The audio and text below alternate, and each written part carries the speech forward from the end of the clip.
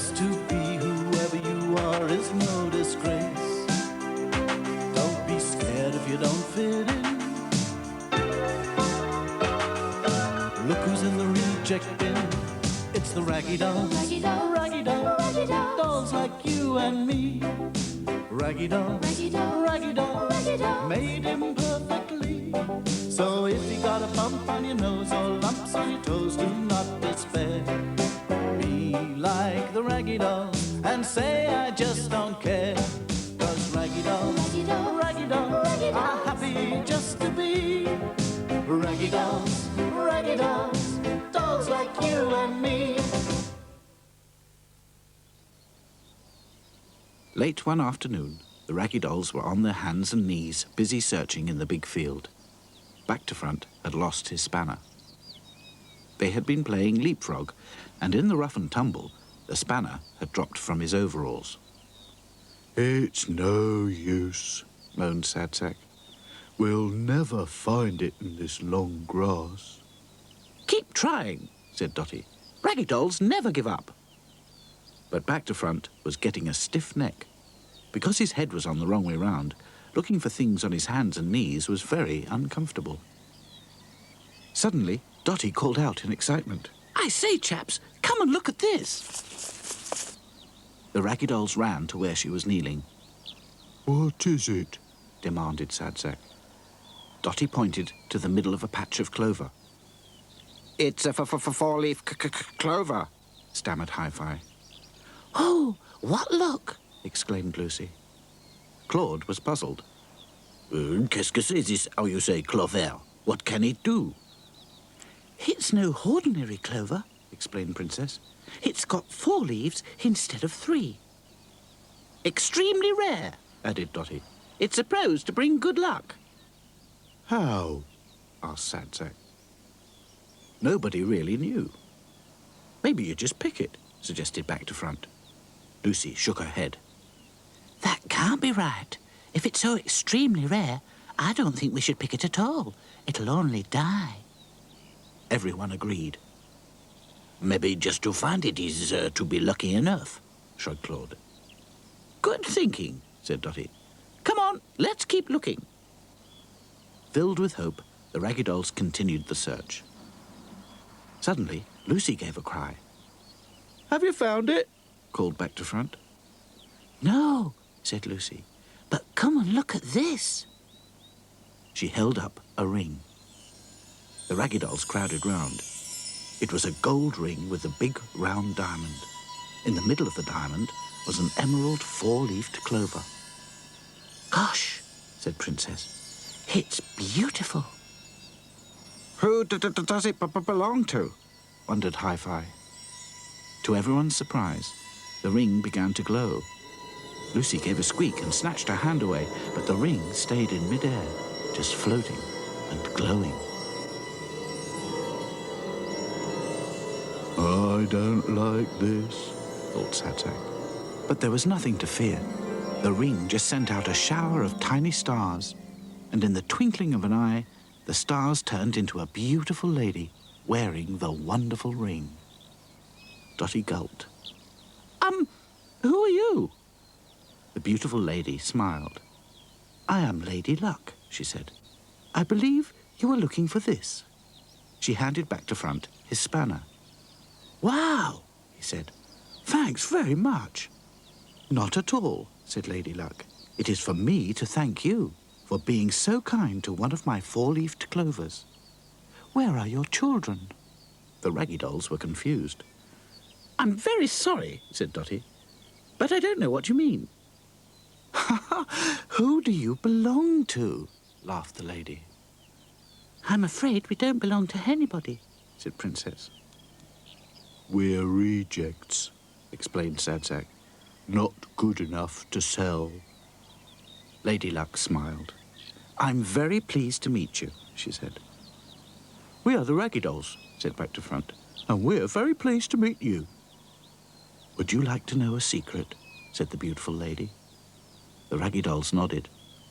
Then come with me, she said. Lady Luck touched her ring, and one by one, the Raggy Dolls floated up into the air. Lady Luck stretched up her arms. "Now do as I do," she said, and signalled to go even higher. Up, up, and through the clouds they flew, until they could see the sun going down on the far side of the world. And there, bathed in the red and gold rays of the setting sun, stood a magnificent palace in the clouds.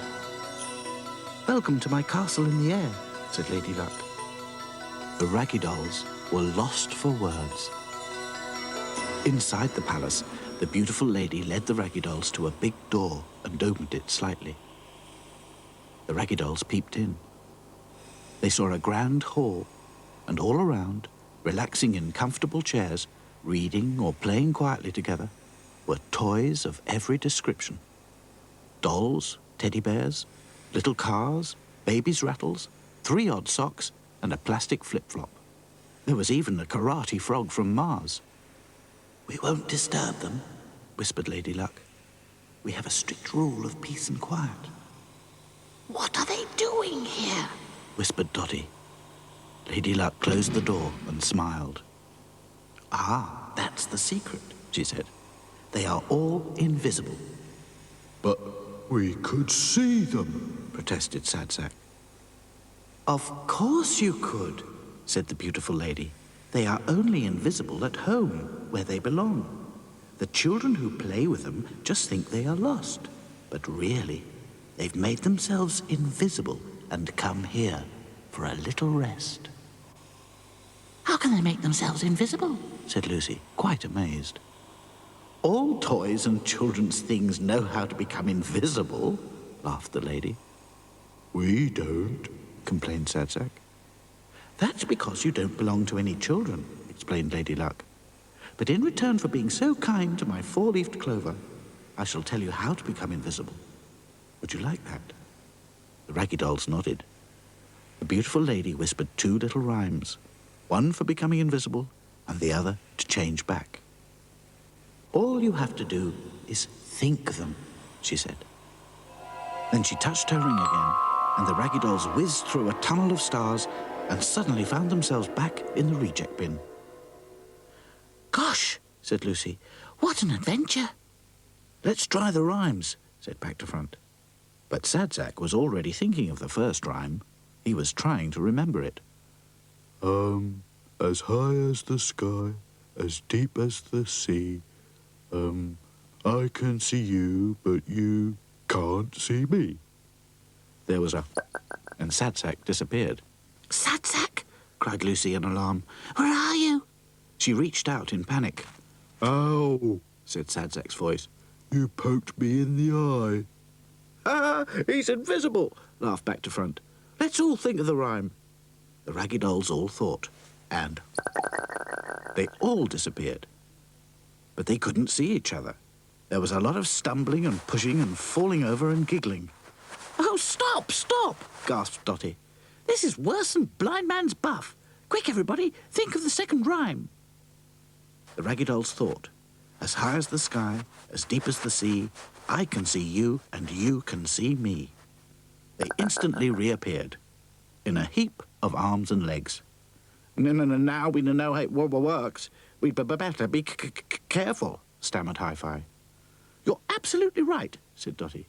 "We should only use the rhymes in emergencies." Everyone agreed. "I can't wait to try it tomorrow," said Lucy. "Now we could go anywhere we like," yawned Princess. "Right now," said Sadsack, rubbing his eye. "I think we should go to sleep." And it wasn't long before they did just that. Raggy dolls, dolls like you and me. Raggy dolls, made imperfectly. So if you're not at ease with your knobbly knees and your fingers are all thumbs, stand on your 2 left feet and join our Raggy Doll chums. 'Cause Raggy dolls are happy just to be. Raggy dolls, dolls like you and me.